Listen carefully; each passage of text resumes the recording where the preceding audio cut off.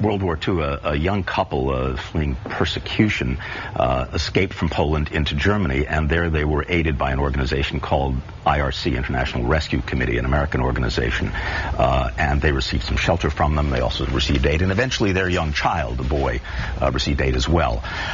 That was my parents and me. The International Rescue Committee has been around since the 1930s, and it's still performing a major mission of helping refugees all over the world to survive in horrible conditions. There's a fundraiser taking place on behalf of the IRC. We want to tell you about that. We want to tell you about this really fine organization. And I found out more about them when my late mom, I went through her papers and found references to the IRC. It's quite remarkable.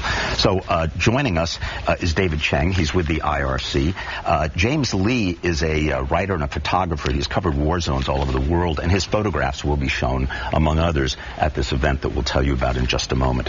First of all, David, what's the problem with refugees now, and what can be done for the refugees all over the world? Well, I think that's a great question. And what the IRC really does is our slogans from harm to home, which means that we help our refugees on location. But when they come to the United States, as you can imagine, being an immigrant, being a refugee, you really don't know how to acclimate yourself. So the IRC actually literally picks you up from the airport and helps provide financial support, and it gives you educational support, career support. So when you do come to the United States, you're not left on your own. Right, and it also assists people who are in place in this country. That's exactly right. They can't come over, which many cannot, of course. That's exactly right. Right. Okay, so you've witnessed the creation of refugees in the course of your coverage, photographic coverage in Afghanistan and in Iraq. I sort of stole your thunder talking about having your car taken away, but how does this happen, and how common is it for people to be created as refugees?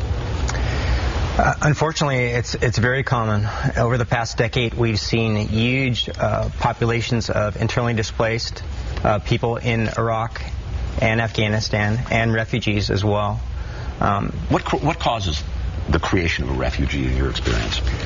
It's primarily based on fear of armed conflict. You have people who are living in a specific region. These are some of James' pictures, by the way. Go ahead. Are displaced by conflicts. Battles between international soldiers and armed opposition groups, and they move into suburban areas where people are living, and eventually families are forced from their homes out of fear.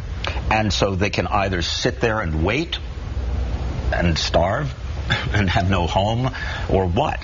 Are they hoping that it'll just go away? That's the challenge that many families face.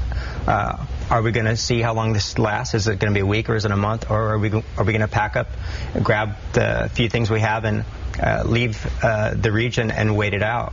Yeah. But that becomes more complicated once you cross the border into another country, because now you've lost a lot of the rights that you would have in your own country, a lot of your own identity. This is incredibly widespread. I don't think most people realize just how common the problem of refugees, how many refugees are out there. Can you help express that? Right. So the IRC here in San Francisco, it's been around since 1975, and we've settled over 35,000 refugees here from places like, most recently, Afghanistan, Iraq. But as a volunteer, I've worked with Burmese refugees for a couple years, and it's a problem that's out of sight, out of mind, quite frankly. And the reason why I joined this organization as a volunteer, the reason why we have guys like James, for example, auctioning their work at this event, is to promote awareness about this this real problem. And it's I think the images really demonstrate that there's a lot of stuff going on in the world that we don't know about.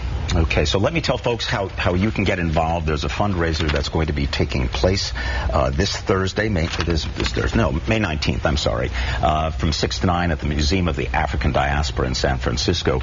You can get more details by going to rescue.org or Museum of the African Diaspora SF. That's MOADSF.org. Thank you both very much for your fine work, and thanks to IRC on behalf of many refugees, including me, who wouldn't be here if not the organization. And fabulous photos. Thank you. Okay, we're going to be taking a break. When we come back, one of the most controversial ladies, the so-called sexpert, Susie Bright's going to be joining us. It's coming up Kron4 News Weekend.